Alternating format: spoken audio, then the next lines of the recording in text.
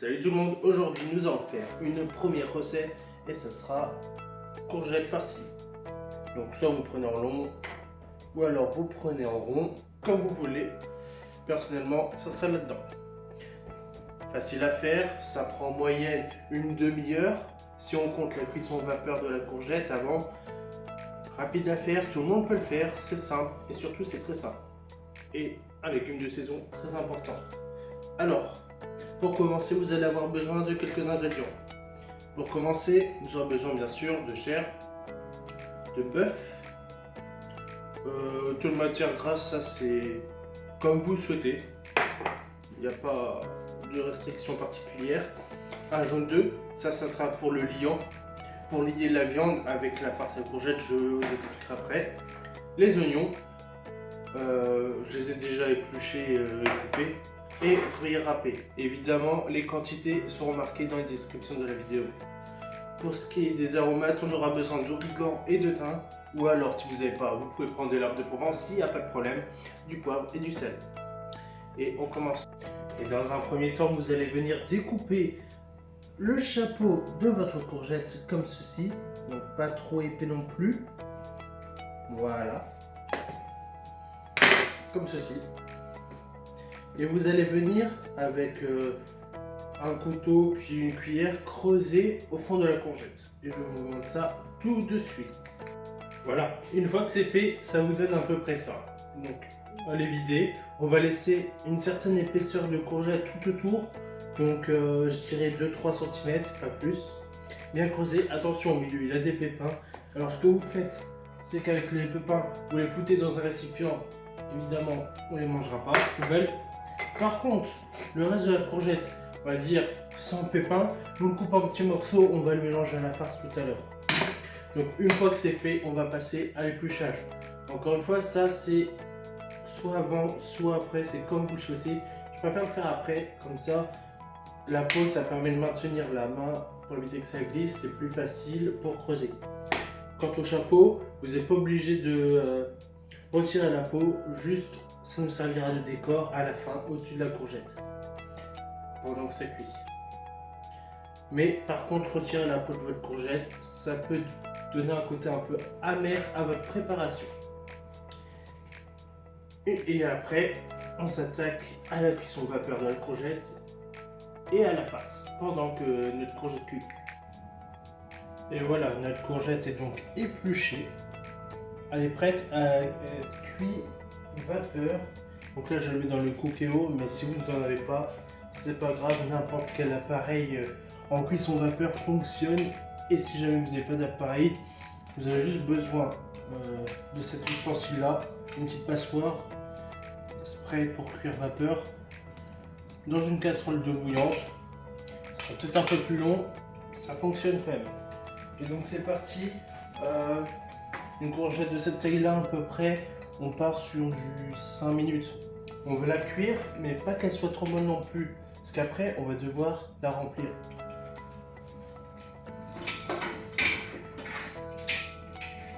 Hop, et c'est parti. Départ immédiat. J'attends que ça préchauffe et ensuite que ça cuit, même si ça va aller vite. On peut s'occuper de la farce. Donc là, je me suis préparé une plaque avec une feuille. Ça sera pour tout à l'heure pour mettre la courgette au four. En attendant, on va s'occuper de la farce. Et pour cela, vous allez avoir besoin d'une casserole avec un petit peu d'huile d'olive de préférence. Nous allons cuire nos oignons en premier, puis rajouter la viande, les courgettes. Donc ce qui nous restait dans le fond. On va cuire tout ça tranquillement pendant que notre courgette cuit vapeur. C'est parti. Et donc voilà, notre poêle est bien chaude. On va pouvoir rajouter notre huile d'olive. Tac.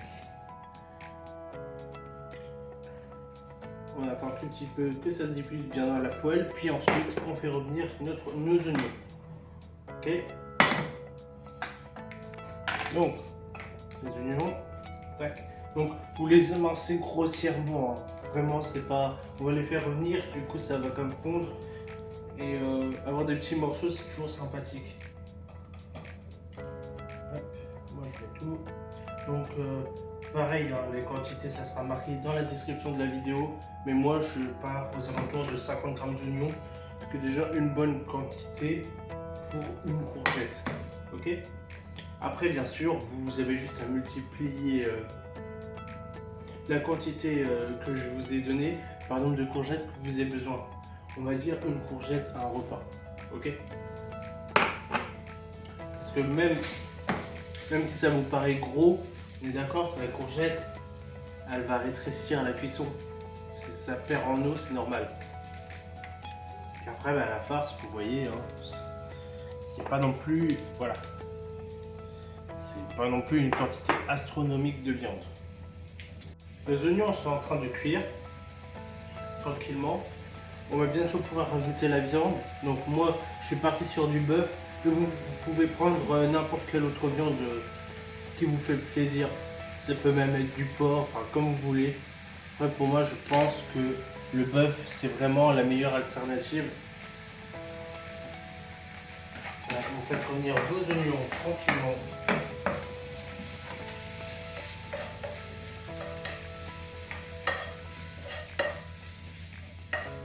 Voilà.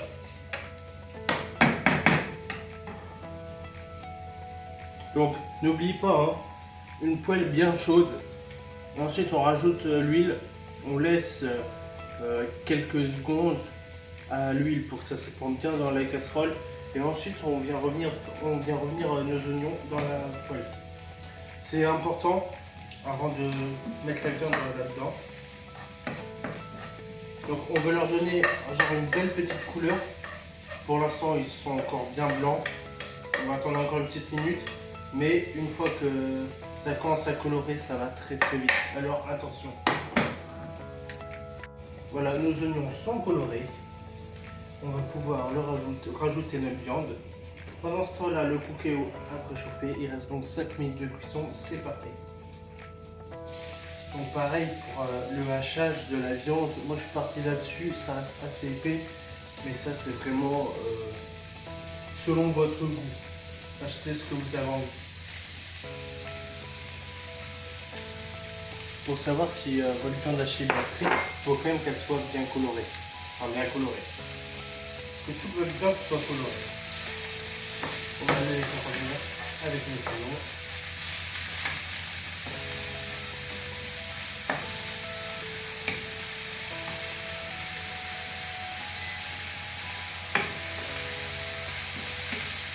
Donc même si votre viande n'est pas cuite, vous pouvez rajouter votre sel, votre poivre. Il n'y a pas de problème. Hop. Donc après les épices c'est selon votre goût. Si vous avez envie de mettre au curry, vous pouvez faire au curry. Moi je reste sur du basique, sel, poivre, simple et efficace.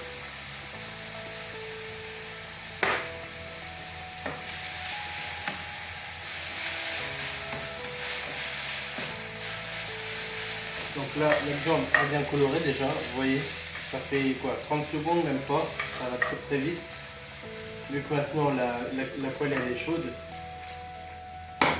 on va pouvoir ajouter le reste de notre courgette.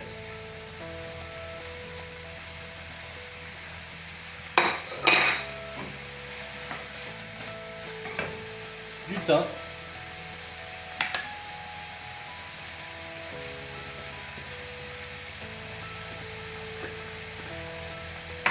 Et de l'origan. Encore une fois, si vous n'avez pas ces deux-là, vous pouvez mettre des herbes de Provence, il n'y a aucun souci. Et les épices, encore une fois aussi, c'est selon votre goût. Vous mettez ce que vous voulez, faites-vous plaisir, c'est tout. Là, voilà. Ça chauffe bien, notre viande est quasiment cuite, parfait. Les courgettes, pas du tout, mais n'oubliez pas qu'après ça repasse au four.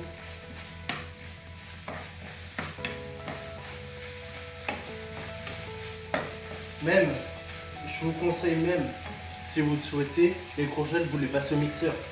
Si vous n'aimez pas les gros morceaux. En plus, ça se mélangera mieux avec la farce, c'est parfait. Maintenant, on rajoute notre œuf. Attention, une fois que vous avez mis l'œuf, bien mélanger. Que l'œuf va cuire. Hop. Et on mélange. On ne veut pas faire une omelette. Donc, ça, l'œuf va permettre de lier tous les ingrédients qu'on vient d'ajouter. C'est comme quand vous faites un pâté. À votre farce crue, vous rajoutez votre œuf pour tout lier. Là, on cuit. Bon. Hop, c'est cuit. Vous mettez de côté. Et on attend que la courgette cuise. Il reste 2 minutes de cuisson. Donc je vous ai pas menti, hein, c'est très rapide, c'est simple, c'est efficace, c'est sain, c'est de saison, c'est parfait. Et voilà, notre courgette est enfin cuite. Alors c'est très chaud. Donc moi je vous conseille d'attendre 5-10 minutes le temps que ça refroidisse. Ensuite vous rajoutez votre farce. Après nous allons rajouter notre gruyère râpé par-dessus pour que ça gratine. Et notre chapelure pour le décor. Bien sûr ça se mange pas, encore une fois, je vous ai laissé la peau et tout. Non, c'est juste pour la déco, pour mettre au-dessus. Regardez cette idée de courgette. Et en plus de ça, si vous avez des convives et tout, une courgette farcie dans l'assiette, c'est toujours sympa. Donc, je reviens dans 5 minutes, je la garnis et on repasse sur la vidéo à l'enfournement, puis le défournement pour voir le résultat. À tantôt.